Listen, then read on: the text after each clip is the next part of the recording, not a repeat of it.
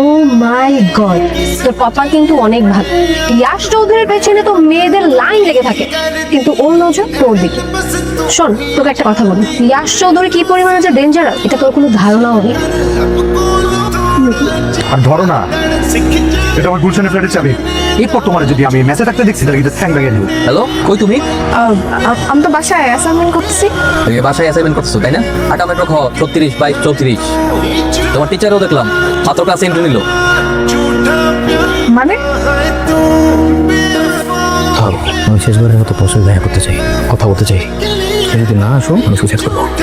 মরে যাবা, মরে যাও, মরে যাও, বেঁচে থাকো, আমার কিছু যায় আসে না। আমারও ইয়াশ চৌধুরীর সাথে গভীর সম্পর্ক হয়ে গেছে, বুঝছো? তুমি আর কখনো আমার পিছনে কুকুরের মতো ঘুরঘুর করবা না। আমাকে পাওয়ার যোগ্যতা তোমার নাই, বুঝছো? ওই ইয়াশ চৌধুরী কুকুরের পিছনে যে টাকা খরচ করে, পুরো মাস গেলেও তুমি সেই টাকা ইনকাম করতে পারো, বুঝছো?